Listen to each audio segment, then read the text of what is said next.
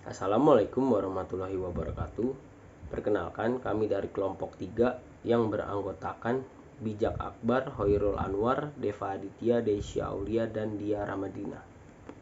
Pada kesempatan kali ini, kami akan mempresentasikan hasil kerja kami tentang tokoh-tokoh filsafat Yunani dan pandangannya terhadap psikologi. Assalamualaikum warahmatullahi wabarakatuh. Saya Deva Aditya. Di sini saya akan menjelaskan sejarah filsafat Yunani kuno. Filsafat Yunani kuno muncul pada abad ke-6 sebelum Masehi, berlangsung hingga pada zaman klasik atau pada periode Helenistik. Berbagai disiplin ilmu yang termasuk filsafat politik, etika, metafisika, ontologi, logika, biologi, retorika, dan estetika menjadi pembahasan di masa Yunani kuno. Banyak ahli filsuf meyakini bahwa budaya barat berasal dari filosofi Yunani. Alfred North Whitehead mencatat bahwa secara garis besar bentuk filsafat barat berasal dari catatan Plato. Pengaruh ini berlangsung dari Yunani kuno hingga abad pencerahan.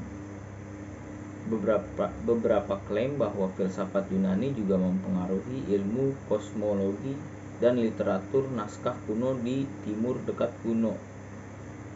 Martin Litchfield West memberikan klarifikasi bahwa hubungan kosmologi dan teologi Asia membantu para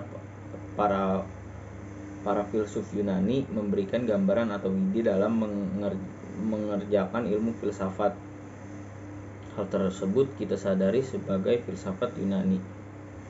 Tradisi filsafat konvensional selanjutnya banyak yang merujuk ke Sokrates. Hal ini terjadi hingga berakhirnya masa Yunani kuno. Sekian dari saya. Wassalamualaikum warahmatullahi wabarakatuh. Plato dilahirkan 29 Mei 428 sampai 427 sebelum Masehi di Athena dan meninggal pada tahun 348 sampai 347 sebelum Masehi di Athena. Ayahnya bernama Ariston, seorang bangsawan keturunan Raja Kodrus. Ibunya bernama Prictione, keturunan Solon, tokoh legendaris dan negarawan agung Athena yang hidup sekitar 100 tahun lebih awal dari Prictione. Plato juga mempunyai beberapa guru, misalnya Pyrilampes, Critias, Crathylos, Sokrates, dan Theodoros. Dasar pemikiran Plato. 1. Sokrates. Gaya berpikir Plato ialah peroleh dari guru-guru filsafat, khususnya Sokrates, guru yang sangat dikagumi oleh Plato, di mana Sokrates mengajarkan kepada Plato tentang nilai-nilai kesusilaan yang menjadi norma-norma dalam diri dan kehidupan manusia. Kedua, Crathylos. Sebelum Plato mempelajari filsafat Sokrates, ia belajar filsafat dari Crathylos. Crathylos murid dari Heraklitos. Heraklitos mengajarkan tidak ada sesuatu yang tetap dan tidak berubah. 3. Parmenides. Pengaruh pemikiran lainnya adalah Parmenides yang bertolak belakang dengan pemikiran dari Heraklitos. Bagi Parmenides, yang ada itu ada dan yang tidak ada itu tidak ada. Keempat, Orphisme. Pemikiran selanjutnya adalah Orphisme atau sering disebut sebagai mistik Orphic, yakni suatu gerakan agamais dan filsafat yang terbesar di Yunani pada abad ke-6 sebelum Masehi. Orphisme mengajarkan dualisme tubuh dan jiwa manusia. Jiwa terpenjara dari tubuh dan tugas manusia untuk membebaskan jiwa. Semua itu hanya bisa mungkin tercapai lewat upacara kudus dan pertakaran yang ketat. Kelima, Pitagoranisme. Pitagoranisme adalah pemikiran tentang tubuh dan jiwa sebagai soma-sema, yang artinya tubuh soma adalah kubur, sema adalah jiwa. Beberapa pemikiran Plato. 1. Pemikiran Plato tentang manusia. Ajaran Plato tentang manusia tak lekang dari dualisme yang memerangkap idealismenya, seperti yang sebelumnya diajarkan oleh Pitagoras. Kedua, pemikiran Plato tentang ide. Intisari dari filosofi Plato ialah pendapatnya tentang ide. Itu adalah suatu ajaran yang sangat sulit memahamkannya. Ketiga, pemikiran Plato tentang etika. Etika Plato bersifat intelektual dan rasional. Dasar ajarannya ialah mencapai budi baik. Budi ialah tahu. Orang yang berpengetahuan dengan sendirinya berbudi baik. Sebab itu sempurnakanlah pengetahuan dengan pengertian. Keempat, pemikiran Plato tentang negara ideal dan politik. Dalam buku Republik yang menjadi tujuan hidup Plato tergambar pendapatnya tentang pembinaan negara, masyarakat, dan pendidikan. Pandangan Plato terhadap psikologi. Menurut Plato, psikologi adalah ilmu pengetahuan yang mempelajari tentang hakikat jiwa dan mempelajari proses dari awal hingga akhir. Sekian dari saya. Warahmatullahi wabarakatuh. Saya Dia Ramadina. Di sini saya akan menjelaskan tokoh dari Anaximander. Anaximander merupakan salah satu tokoh yang berasal dari Miletus, dan ia merupakan salah satu murid dari salah satu tokoh juga yang bernama Thales. Anaximander ini banyak orang yang bilang kalau dia memiliki cara berpikir yang lebih menarik dibanding gurunya. Anaximander merupakan orang yang berjasa dalam bidang astronomi dan geografi. Anaximander ini terkenal karena ia berani mengkritik pandangan dari gurunya tersebut. Pemikiran-pemikiran dari Anaximander yang pertama, kosmologi. Anaximander memiliki pemikiran tersendiri tentang bagaimana terciptanya alam semesta ini. Yang kedua, evolusi. Anaximander mengatakan bahwa seluruh bagian dari alam semesta ini bukan diciptakan tetapi dilahirkan dari evolusi. Seperti contohnya binatang yang berevolusi dari unsur basah yang menguap karena adanya sinar matahari. Yang ketiga itu kartografi. Anaximander ini konon katanya ia pertama kali yang menggambarkan peta dunia dan juga ia sempat menggambarkan peta alam semesta. Yang keempat, astronomi spekulasi. Anaximander dalam bidang astronomi juga memberikan spekulasi-spekulasi astronomi pada masa itu dengan keterbatasan alat dan pengetahuan. Adanya beberapa spekulasi adalah bahwa benda langit membentuk suatu lingkaran yang penuh dan juga melewati di bawah bumi. Pendapat Anaximander tentang psikologi. Anaximander berpendapat bahwa segala sesuatu itu berasal dari aspeiron, yang bermakna tak terbatas, tak terbentuk, dan tak bisa mati, di mana zaman sekarang dikenal sebagai konsep tentang Tuhan oleh teolog. Berdasarkan pada pendapatnya itu, ia menyimpulkan bahwa jiwa itu ada. Halo semuanya, Assalamualaikum warahmatullahi wabarakatuh. Perkenalkan, nama saya Desya Olivitriadi, biasa dipanggil Desya. Saya di sini akan menjelaskan salah satu tokoh filsafat dari Yunani. Tokoh yang saya pilih adalah Socrates. Pertama-tama saya akan menjelaskan tentang latar belakang Socrates terlebih dahulu. Socrates ini, yaitu filsuf dari Athena Yunani, adalah salah satu figur yang sangat penting dalam tradisi filosofi barat. Socrates lahir di Athena dan generasi pertama dari 3 mahir filsafat akbar dari Yunani, yaitu Socrates, Plato, dan Aristoteles. Riwayat hidup Socrates lahir dari ayah yang berprofesi sebagai seorang pemahat patung dari batu. Nah, sedangkan ibunya berprofesi sebagai seorang bidan. Dari sinilah timbul ia berfilsafat dengan cara kebidanan nantinya. Ia dikaruniai 3 orang anak. Selanjutnya saya akan menjelaskan tentang filosofi Socrates.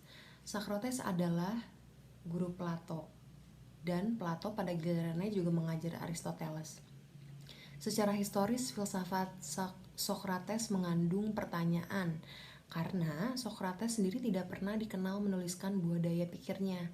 Jadi apa yang dikenal sebagai pemikiran Socrates pada landasannya itu berasal dari muridnya sendiri, yaitu Plato.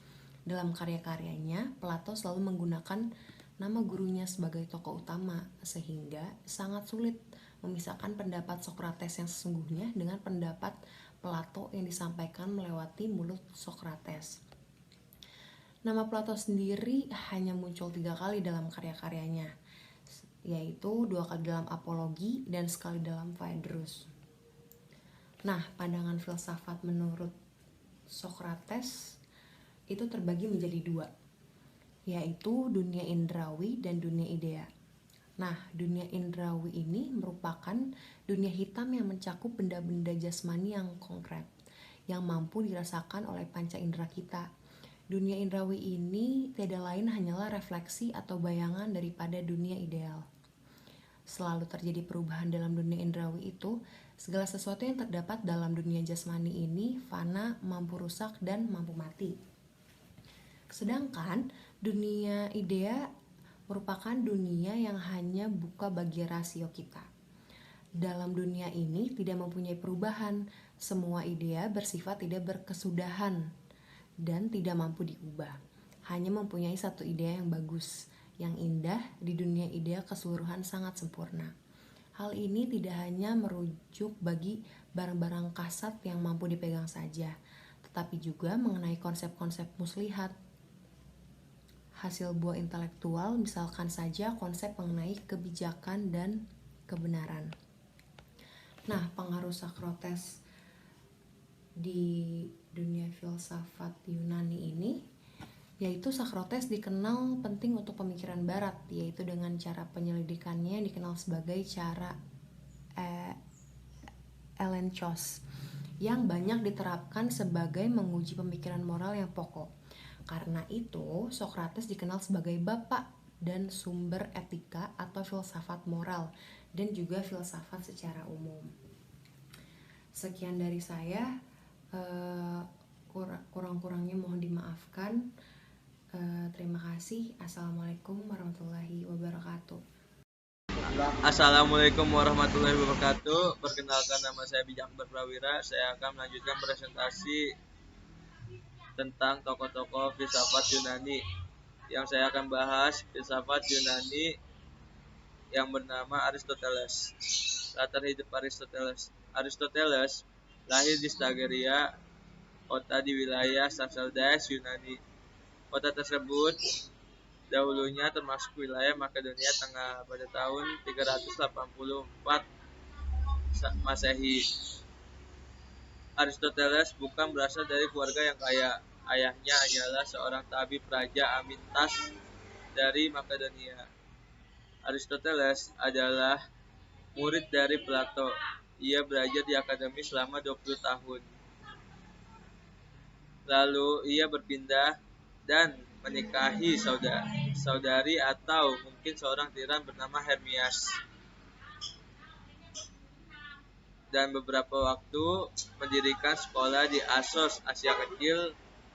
Dan pada tahun 343 Masehi, ia kembali ke Makedonia karena diundang untuk menjadi guru Alexander, anak dari Raja Makedonia.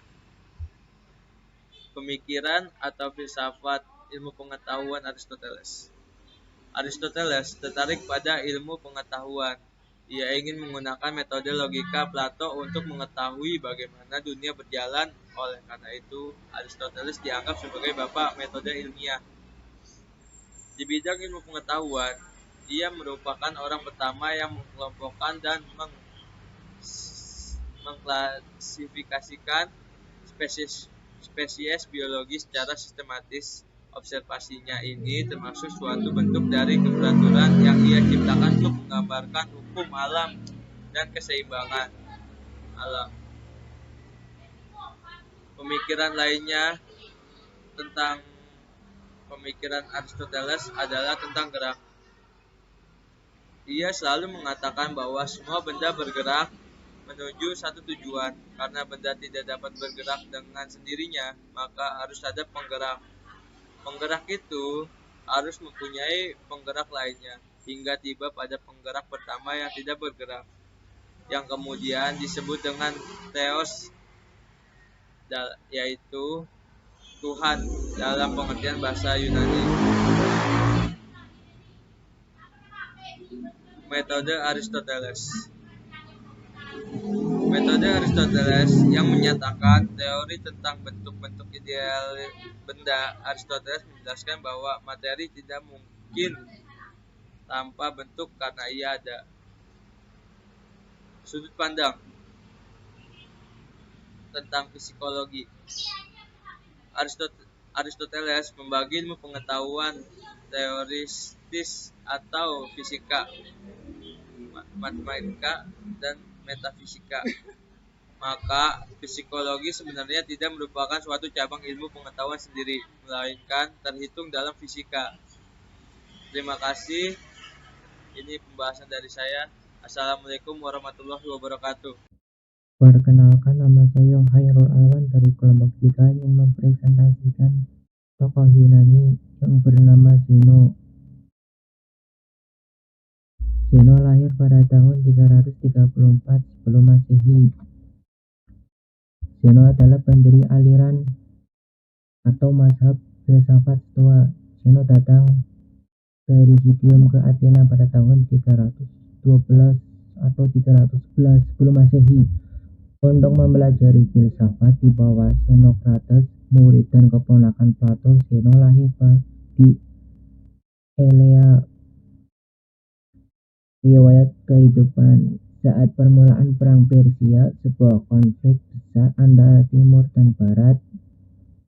Ia adalah pengikut sekaligus murid setiap Parmenides bagaimana gurunya. Ia pun memiliki peranan penting dalam politik di kota Elea. Sebenarnya, ia mengarang beberapa buku, namun semuanya sudah hilang. Filosofi. Di masa mudanya, Zeno tidak diketahui mengenal filsafat dari mana. Ada salah satu riwayat yang mengatakan ia mengambil gulungan Xenophon, memorabilia yang berisi dialog Socrates yang ditulis oleh Xenophon. Karena hal tersebut, ia langsung mendalami filsafat karena terbuka oleh pemikiran Socrates. Zeno termasuk ke dalam filosof pasca Aristoteles dan mendalami etika pemikiran di Helenistik. Zeno memulai studi filsafatnya dari Crates of Thebes, yang merupakan salah satu filosof aliran sinis termasyhur di Athena kala itu. Aliran sinis adalah yang tidak mempunyai cita-cita dan selalu menganggap orang lain lebih buruk, karena itu ya sinik atau sinis. Pemikiran Zeno. Paradoks pluralitas. Beberapa argumen Zeno yang menentang pluralitas yang masih bertahan hingga sekarang antara lain argumen sama dan berbeda, argumen besar dan kecil, dan argumen terbatas dan tidak terbatas. Paradoks gerak. Zeno menentang dalam adanya gerakan. Paradoks milisit. Zeno membuat paradoks ini